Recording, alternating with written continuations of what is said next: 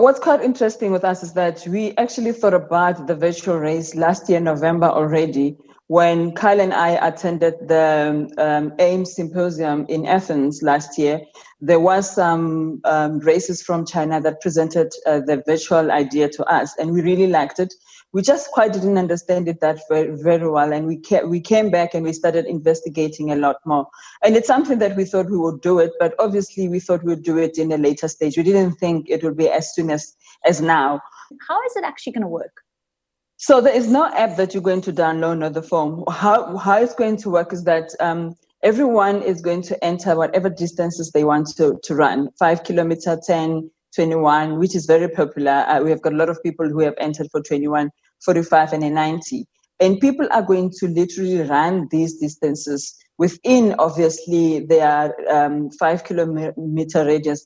We also would like to encourage people to respect the restrictions of the lockdown level, whatever level will be on at that time. We need to encourage a lot of people to run and respect those restrictions. So you're going to run your 5 kilometer within your 5 kilometer radius, or your 10 kilometer within your 5 kilometer radius.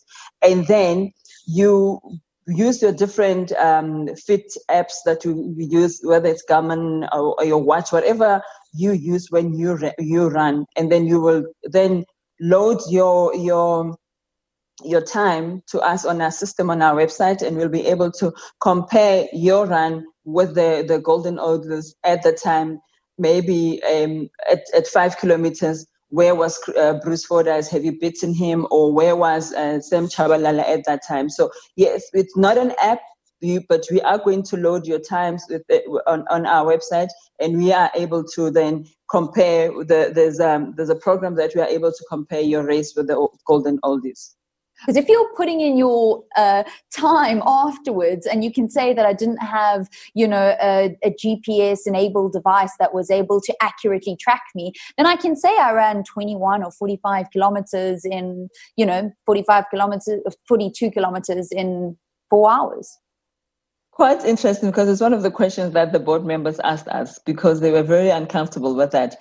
But the thing with virtual running is that, it entirely depends on you. How honest can you be with yourself? Would you be proud to even go to an extent of cheating something like this? It's supposed to be fun. It's supposed to be people willing to take up this challenge and challenge themselves and be proud when you wear that medal that you'll be getting after the race. Take it with pride and make sure that you actually have covered the 45 kilometers or the 21 kilometers that you entered for. Are they actually going to get a physical little, that traditional Comrades medal? Not the traditional Comrades medal, but they are definitely going to get a real medal of Comrades virtual. So it's an opportunity for anybody in South Africa or anywhere in the world to be able to get a real medal after running the Comrades virtual race. Maybe you know something that we don't, but how is somebody, because obviously nobody is going to be able to run a 90K virtual race in the 3-hour window that we've actually got. So what is going to happen in that case, if we are still under the same restrictions as we currently are? What we are challenging people is that maybe people who are running 90 kilometers would start at around 5 in the morning within their yard, and at 6 o'clock they go out and run within their 5 kilometer radius, and then at 9 o'clock they go back and finish. The only thing that we are expecting people is to give us their time within the 12 hours. We are allowing people, if you are a 5 kilometer runner and you think you want to take 12 hours to run your race, it's up to you. We're allocating people enough time to be able to complete. We're not expecting people to finish within 3 hours. From some of the South African runners saying, why can't they get their entries deferred just like the foreign athletes who can defer their entries for 2021 or the 2022 race? Why was the decision taken not to allow that to happen for South African runners?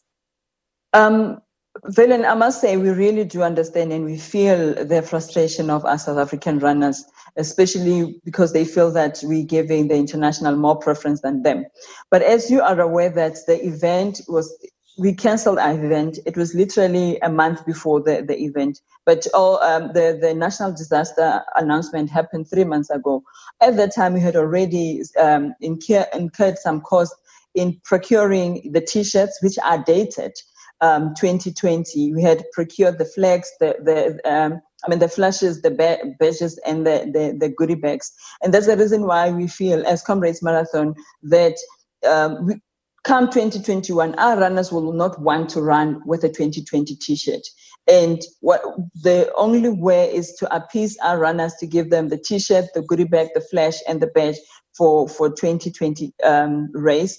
And then the reason why we didn't do that with the internationals, mainly because they pay 3,800 rands. And that 3,800 rands is for extra facilities that they get before the race and on race day, which we can't say to them, we'll pay you 10 rands and refund you for this, because they still are going to need those facilities come 2021 or 2022. And to conclude,